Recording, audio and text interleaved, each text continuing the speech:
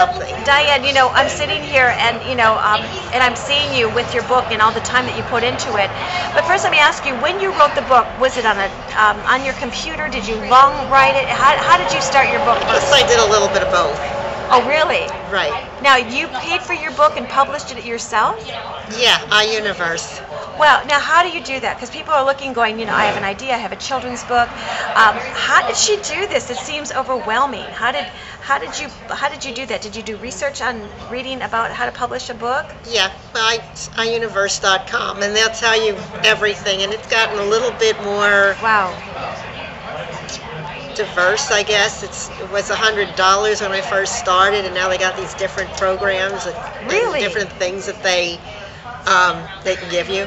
And then how much, can I ask you, was your final investment with your book? I mean, how much did you put into your book that you ended up, the final outcome of your pay-in, that you had to do it yourself? I only remember probably over 1,000. It is. Because I had several blocks I had to buy. These are blocks of 25 that are $100. This is new to me. That's why I'm asking these questions. Yeah. I have no clue on that. That's amazing.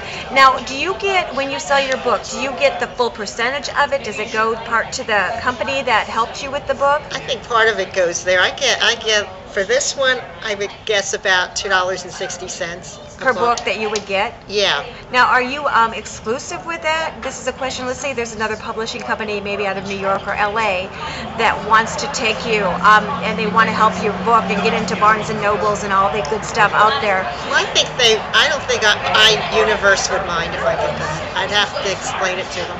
Right. You actually, that's a really important first step. Do you also have an entertainment attorney by chance? No, I don't. Okay, the reason I'm asking you this is because here I'm sitting here looking at Over Celebrity Obsession. Do you know that you've actually become a celebrity yourself? Have you thought of that? No, I haven't. Because here you are, you kind of changed the whole universe on the flip side. It's like people buying houses and they flip it. And you've just flipped your life to a whole different lifestyle. Right. And this is your first interview with me. And is this your first interview ever with your book? Yes. Wow. I wanted to add something to this that I had created, is what I call celebrity character version. Okay, explain that. Okay, because, and this is what I chose to do instead of the stalking, because I was having problems. I wanted to go back to the problems I had with David and understand it, and I knew that because I hadn't met him, we never had a relationship. Can I ask, did you think that maybe you were married to him at a time, or in your fantasy time that you were hoping that you could be? I was hoping I could be, but it was like a goal. I gotcha. Okay. Wow, this is really amazing. And so I go through the celebrity character version because that's what we need to focus on, because that's where it really is.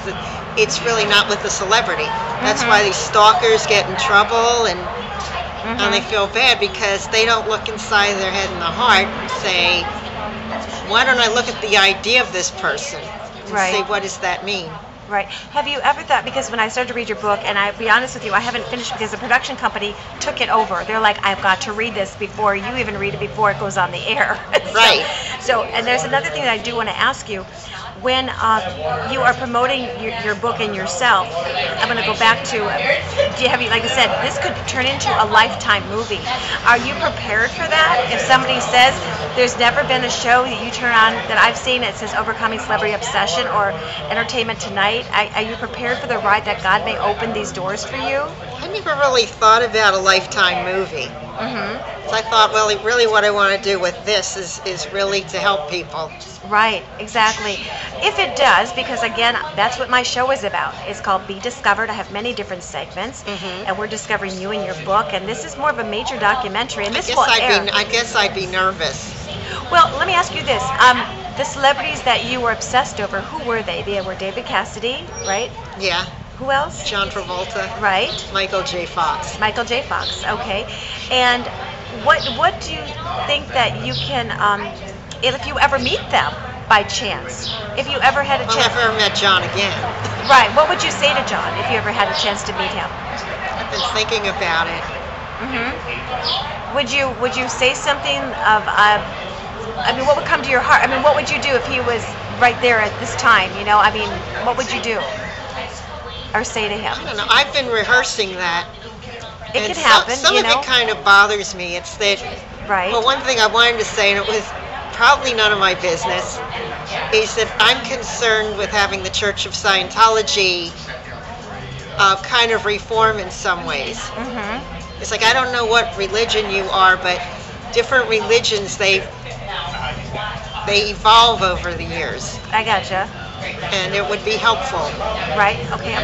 Well, you know, it's not to be nervous about it, but, you know, when somebody sees an opportunity to help, you can hold up the book yet, Yeah. to see something that you have put your lifetime into and that you are actually have turned the tables to be the celebrity and an author now and your own book and has published it yourself. And I said the number one thing is you need to do is get an entertainment attorney, and we do have them. I'd like to help promote your book and help guide you with this. And if the talk shows, and I send this clip out to people, and if they want you on their talk show, I'd like to be your manager and help you with that. Thank you. I would like to, and I said there's timing with everything. Can you go through the chapters and just tell us what the chapters are about? Because this book we're going to help sell on the Dawn Reese Show, and you're going to see me in just a minute because I have another lady coming over, and she's going to help me with camera. She doesn't know it yet, but Okay. What are the chapters about, and how many chapters? Oh, God. I think there's 33. 33 chapters? Yes. Can you name what they are?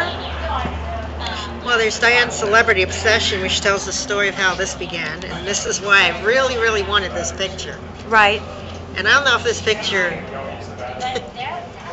Well- says I want to be understood, or. Well, the title does, Diane. The But what title about is. him? Well, I don't know what you read, but you get when you look at that. Well, I read, I see the picture, and I see what your headlines, and your headlines of your book tells everything what it's about. You know? Yeah. So that's important. And yeah, and then you go into exercises and what Diane liked most about David Cassidy, and Okay. you can write about your life and how you identify with him. Right, and it sounds like it was therapy for you. You're in self-therapy that you were doing this for yourself. Yes. Mhm. We And have a we'll- look at Celebrity Obsession. Okay. Just name the title so we have an idea, so they know what to expect when they're reading. Celebrity Obsession in the Media. Cassidy versus Partridge, the Cassidys, which is again the difference between the two. Mhm. And then Cassidy versus Partridge, we have the Partridge Family, that was about. And Fantasies about David Cassidy, which I call Affects, which is interesting because David at the time was in this I don't know what it was, it's like a live feature thing in MGM Grand, and it Okay. was called FX, Right. which became FX Alive. So I remember there's this word, it's affect and effect. Right. So I thought, okay, so this is about how it personally affected me. And can you just give just like a glimpse again of how it personally affected you? Just a little sparkle of what that meant? Made me feel alive and romantic, and that was the driven force that I wanted to be with somebody that brought out this romantic part of me, and I think Gotcha. that's what that was with David. Let me ask you The drive. real quick. Were you a spiritual person? I mean, what is your religious background? I'm just curious. Jewish. Okay. Let me ask you, is God a part of your life? He is, Okay. but I guess in a general sense, not. Okay. I was just curious. Okay. I believe that he probably is, Mhm. because I thought, well, God made me want to do this, and God did all those things. I mean, I wonder, like, it's kind of sad, you know, and we know that we have these entertainers, and they want to act and they want to sing, but you know, it's kind of a shame when they play with our hearts. I mean, they Right. don't mean to, but Right. Okay, that's interesting. That's a good point, but Diane. it's like maybe there's a message there Mhm. that there's something that we need to look at, You're right. I gotcha. and that I need to identify more with these girls Mhm. and say I really, really know what's going on. Right. I know how you feel. Right. Let me ask you another question. How would this book affect parents reading? What is the big message to them? I'm going to stop the camera in just a second.